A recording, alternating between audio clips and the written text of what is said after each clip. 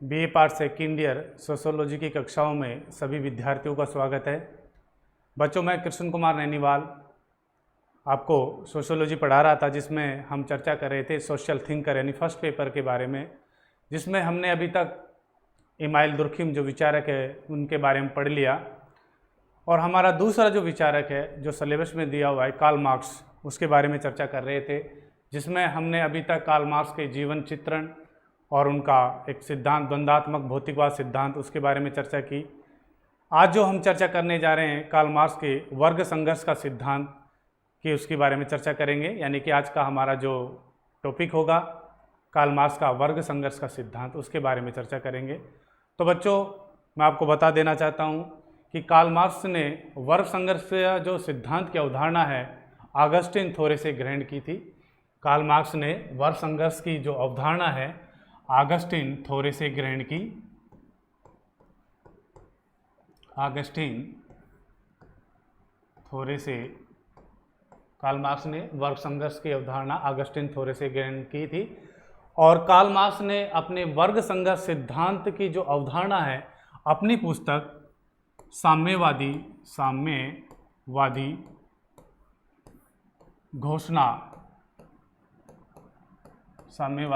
घोषणा पत्र, यानी कि कार्ल मार्क्स ने जो वर्ग संघर्ष की अवधारणा ऑगस्टिन थोरे से ग्रहण की थी और वर्ग संघर्ष की अवधारणा का विवेचन उन्होंने अपनी पुस्तक साम्यवादी घोषणा पत्र में किया था।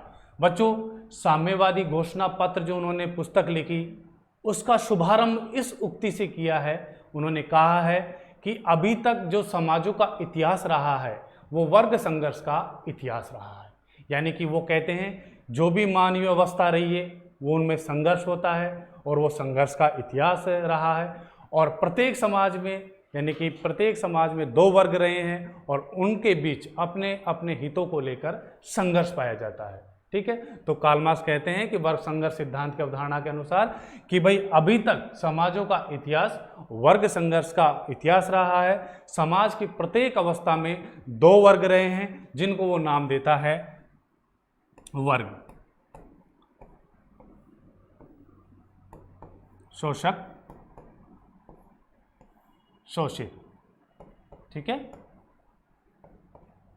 कार्ल मार्क्स कहते हैं कि सभी समाजों का इतिहास वर्ग संघर्ष का इतिहास रहा है और समाज की प्रत्येक अवस्था में दो वर्ग रहे हैं, एक शोषक, दूसरा शोषित। यानी कि शोषक है पूंजीपति वर्ग, ठीक है, पूंजीपति वर्ग, और शोषित है मजदूर वर्ग। ठीक है, मजदूर। तो कार्ल मार्क्स ने अपने वर्ग संघर्ष सिद्धांत को समाज की प्रत्येक अवस्था के आधार पर बताया है कि अभी तक जो समाजों का इतिहास रहा है वो वर्ग संघर्ष का इतिहास रहा है, जिसमें दो वर्ग होते हैं, एक शोषक और शोषित। उन दोनों के बीच अपने अपने हितों को लेकर संघर्ष पाया जाता है और समाज में परिवर्तन होता है। इस आधार पर कार्ल मार्क्स ने समाज की 5 अवस्था बताई। ठीक है, कार्ल मार्क्स ने समाज की 5 अवस्थाएं बताई थी। कार्ल मार्क्स ने जो समाज की अवस्था बताई, 5 अवस्थाएं उन्होंने बताई थी, यानी कि समाज के 5 प्रकार माने। ठीक है, समाज के उन्होंने 5 प्रकार बताए, समाज के प्रकार। ठीक है, जिनमें 4 की तो वो प्रेजेंट में बताता है और 5वीं की वो कल्पना करता है, साम्यवादी समाज। अब जैसे बात करें हम, ठीक है, पहला जो समाज का प्रकार बताया उन्होंने आदिम समाज। ठीक है बच्चों, आदिम समाज। समाज का दूसरा प्रकार इन्होंने माना दास समाज। ठीक है, दास समाज। समाज का तीसरा प्रकार माना इन्होंने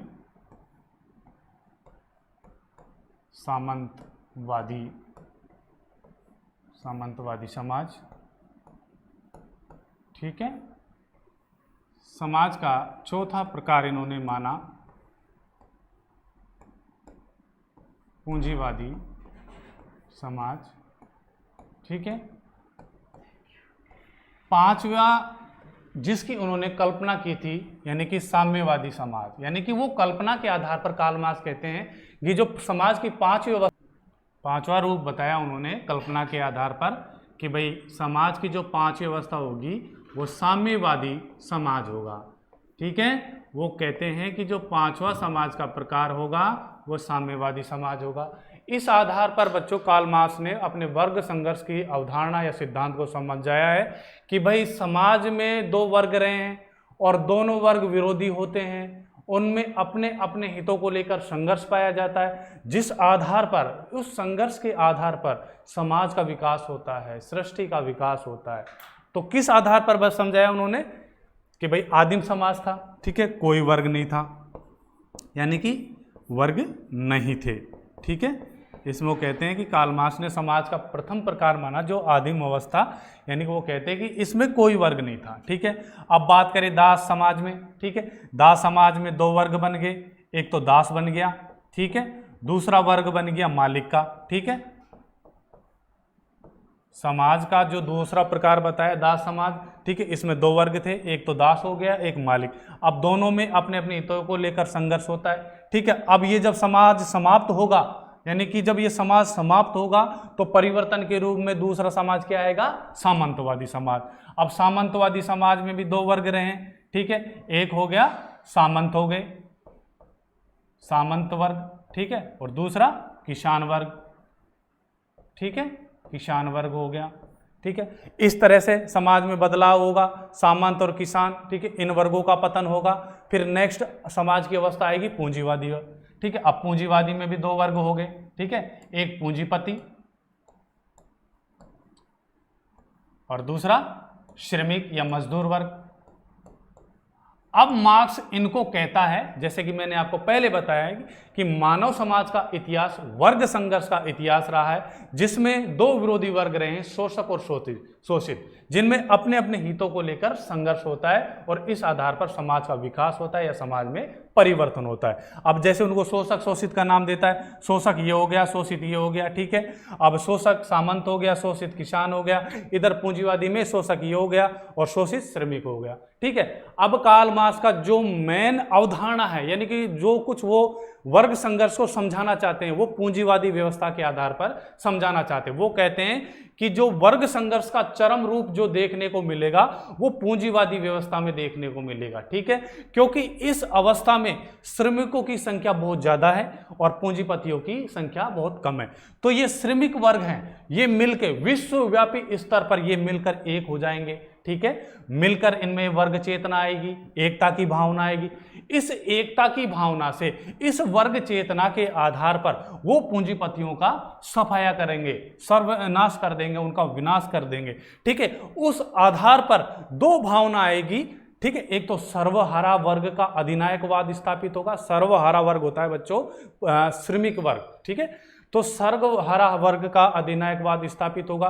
फिर समाज में दूसरी स्थिति क्या आएगी, साम्यवादी समाज की स्थापना होगी, जिसमें कोई वर्ग नहीं होगा, कोई संघर्ष नहीं होगा, उत्पादन पर सभी का सामूहिक अधिकार होगा। ठीक है, इस आधार पर कार्ल मार्क्स ने अपने वर्ग संघर्ष सिद्धांत को समझाया। ठीक है बच्चों, तो हमने पढ़ा वर्ग संघर्ष का सिद्धांत कि कार्ल मार्क्स ने अपना वर्ग संघर्ष सिद्धांत की अवधारणा ऑगस्टीन थोरे से ग्रहण की थी और इस सिद्धांत का विवेचन उन्होंने अपनी पुस्तक साम्यवादी घोषणा पत्र में किया, जिसमें वो कहते हैं कि सभी समाजों का इतिहास वर्ग संघर्ष का इतिहास रहा है। समाज की प्रत्येक अवस्था में दो वर्ग रहे हैं, शोषक और शोषित। दोनों वर्गों के मध्य अपने अपने हितों को लेकर संघर्ष पाया जाता है, जिससे समाज में परिवर्तन होता है, बदलाव होता है। वो बदलाव कैसे होगा कि सबसे पहले उन्होंने अवस्था बताई, आदिम समाज था। ठीक है, ये समाज नष्ट हुआ, बदलाव हुआ, दास समाज आया। दास समाज का पतन हुआ, सामंतवादी समाज आया। ठीक है, सामंतवादी समाज का पतन हुआ तो पूंजीवादी समाज आया। ठीक है, इस तरह से। और पांचवे की वो कहते हैं कि भाई वो आने वाला जो समाज होगा वो साम्यवादी होगा, जिसमें किसी तरह का कोई वर्ग संघर्ष नहीं होगा, उत्पादन पर सभी का सामूहिक अधिकार होगा। ठीक है, प्रत्येक व्यक्ति को योग्यता के अनुसार कार्य मिलेगा। तो इस आधार पर बच्चों आज हमने कार्ल मार्क्स के वर्ग संघर्ष सिद्धांत की अवधारणा की चर्चा की। अब नेक्स्ट हम कर रहे हैं इसकी आलोचनाएं, यानी कि इसकी आलोचनाएं क्या क्या है उसके बारे में चर्चा करेंगे।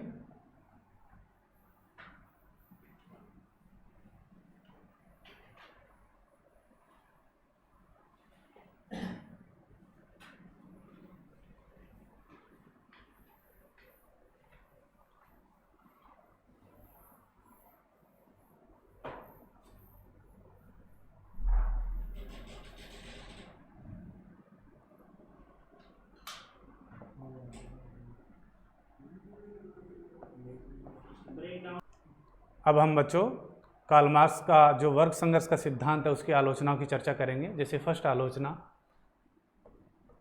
सबसे पहली आलोचना, सहयोग की उपेक्षा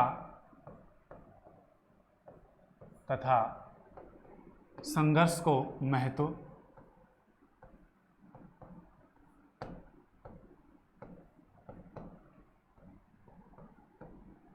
ठीक है। सेकंड आलोचना,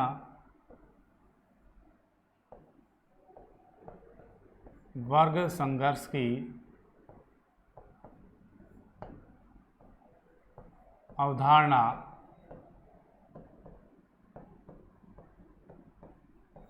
भ्रांति मूलक या भ्रामक। ठीक है। केवल दो वर्गों की चर्चा, केवल दो वर्गों की चर्चा। ठीक है। चौथा है वर्ग की व्याख्या अस्पष्ट। ठीक है। पांचवी आलोचना है वर्ग एकता की बात अनुचित। ठीक है। छठी है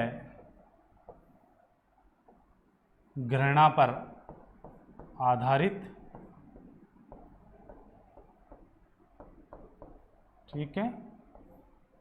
सातवां है आशावादिता या भाग्यवादिता, आशावादिता या कल्पना। तो आशावादिता। ठीक है। आशावादिता। ठीक है। तो बच्चों कार्ल मार्क्स के जो हमने वर्ग संघर्ष का सिद्धांत पढ़ा, ठीक है, इन्होंने जो भी बात कही, ठीक है, वो ठीक थी कि कुछ हद तक। अब आलोचकों ने इनकी सिद्धांत की कुछ कमियां निकाली है। इनकी कमियों की कहे जाए कि भाई किसी वस्तु के पक्ष और विपक्ष दोनों पक्ष साथ साथ चलते हैं, यानी कि जो भी बात कथन ये विचारक कहते हैं, ठीक है, उनकी कमियों को भी आलोचक निकालते हैं। इस तरह से कार्ल मार्क्स के वर्ग संघर्ष के सिद्धांत की भी आलोचना की गई, जिसमें सबसे पहली कि सहयोग की उपेक्षा संघर्ष को महत्व। कार्ल मार्क्स ने अपने वर्ग संघर्ष के सिद्धांत में पूरी तरह सहयोग की उपेक्षा की है, संघर्ष को ज़्यादा महत्व दिया है। वो कहते हैं कि भाई समाज का विकास होता है या सृष्टि का विकास होता है, वो केवल संघर्ष के माध्यम से ही होता है, यानी कि संघर्ष है तो विकास है। तो ये बात कहाँ तक सही बात है ये? क्योंकि बच्चों आप जानते हो कोई भी व्यवसाय, कोई भी फैक्ट्री, कोई भी उद्योग धंधे या कोई भी कार्य क्षेत्र बिना सहयोग के काम नहीं कर सकता।